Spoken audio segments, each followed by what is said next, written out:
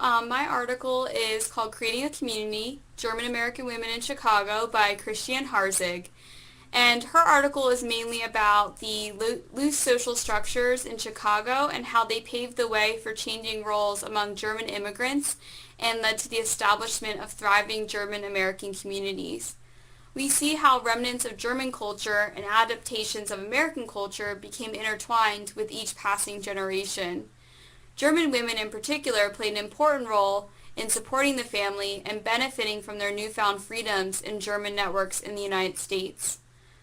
Christiane substantiates much of her research and her article through collections from census records, from manuscripts, from church records, from newspaper clippings, from books, from all different types of mediums to show how German immigrants adapted and changed with each passing generation.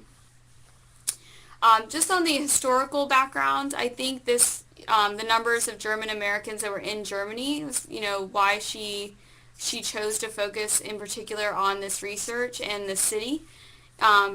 She found that by 1870 there were 50,000 Germans, and then there were also 17.5% of the population in the city. So this substantial number allowed her to focus and probably find information that was relevant to Mecklenburg Germans and German Americans in general in Chicago.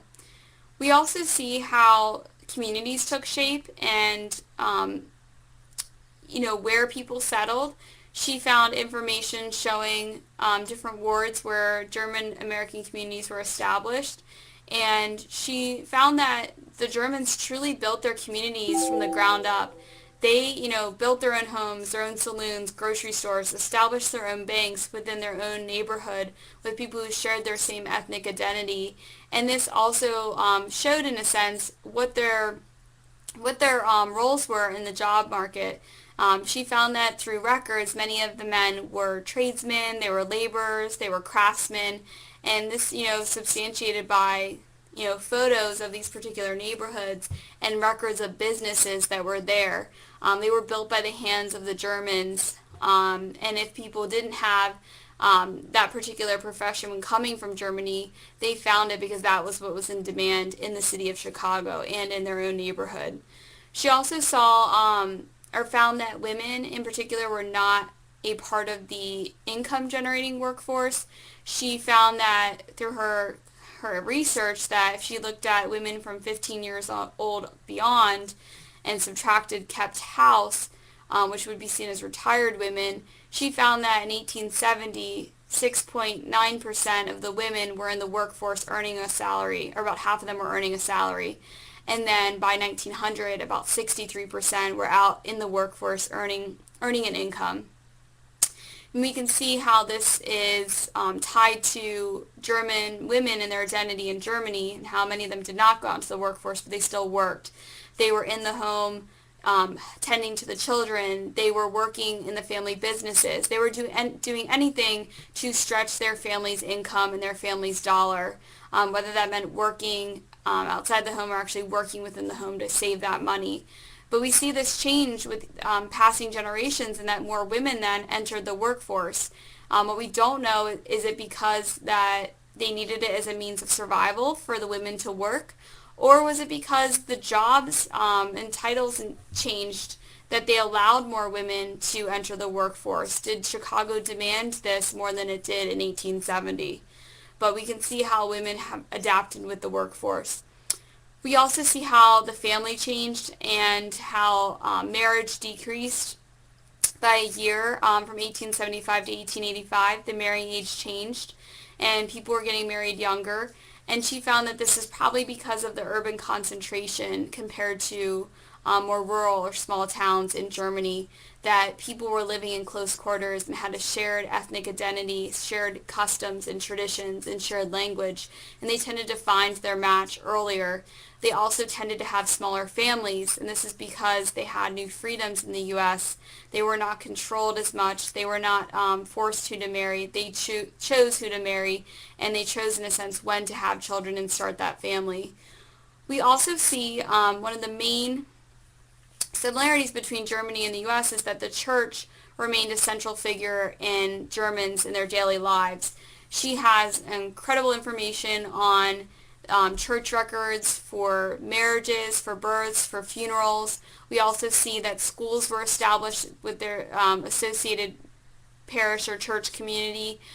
We also see that this is maybe the foundation for women getting involved in community outside the home.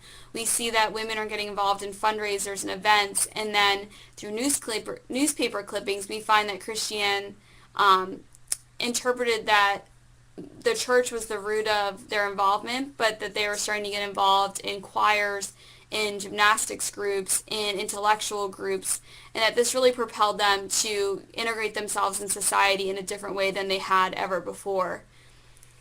With her article, I do see a few weaknesses. The main weakness is that, we're working with statistics here and numbers, and much of this information was collected from anywhere from 100 to 140 years ago.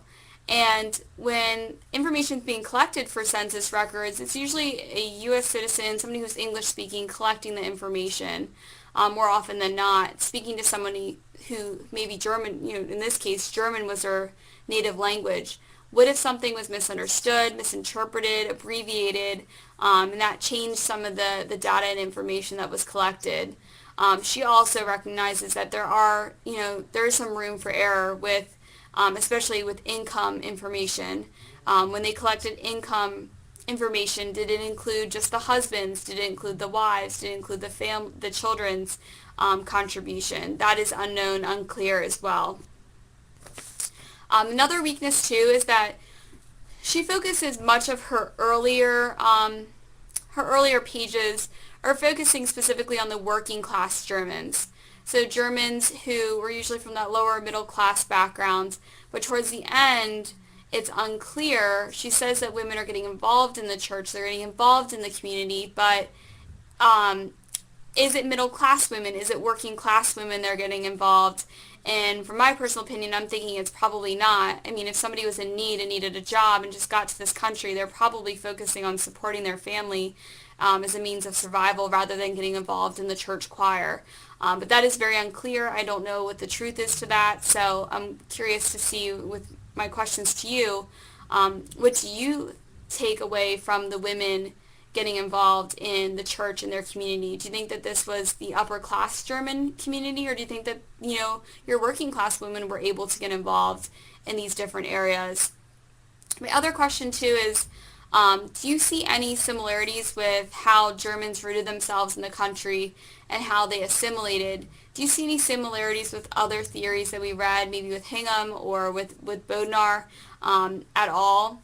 And then I guess, how would you compare the experience of German American women or German women to the U.S.